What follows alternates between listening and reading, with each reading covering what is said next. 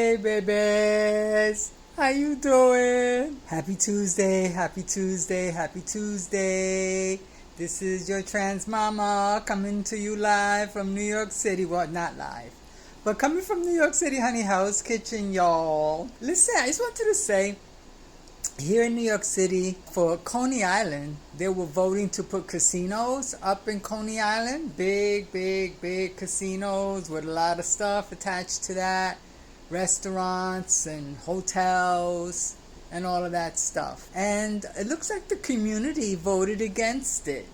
And I'm so happy that that happened, because Coney Island still has that flavor. See, I grew up in Brooklyn, born in Brooklyn, born in 1959 in Brownsville, Brooklyn, East New York, and Coney Island was where we went all the time. And then as an adult, I remember in the 90s when I had a job in Queens, we would get out early and I would take the train after work from Queens and go to Coney Island. And I would take a nap, honey. I would take a nap on the benches there on the boardwalk. I would just take a nap. Nobody bothered me. I would be asleep for a good hour and a half on the bench in Coney Island on the boardwalk. And well, I think they still do it. I'm sure they did it this summer, that they have a disco party at the boardwalk in Coney Island. It's very, very people of color and very, very queer. Openly queer, disco hustle, male couples, female couples. Very festive, very spicy, seasoned of the cultural diversity of Brooklyn and the area of Coney Island. I mean, that whole marina, being by the sea kind of thing of Coney Island is really still there.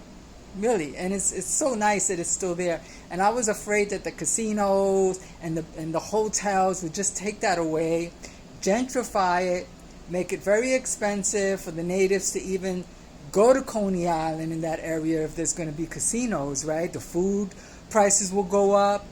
Like if you want to go to Nathan's for a hot dog,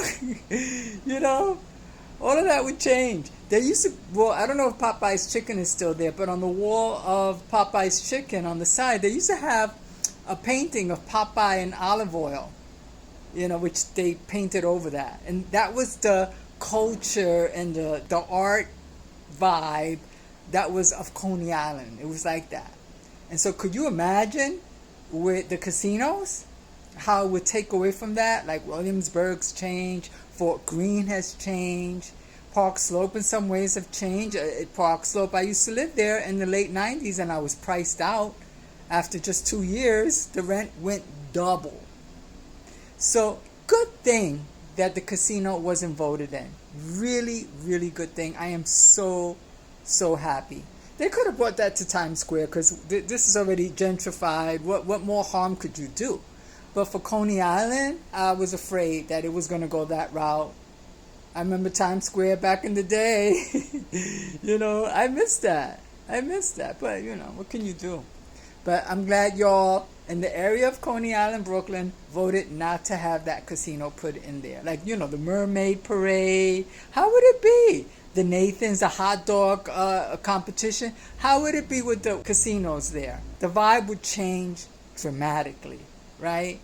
So, good news on that front. That's all I got to say today, honey. Trans Mama loves all of you. And if you look anything like a Nathan hot dog without the bun, because I don't eat white flour, I love you even more, baby, if you know what I mean. Bye, y'all. Mwah, mwah, mwah.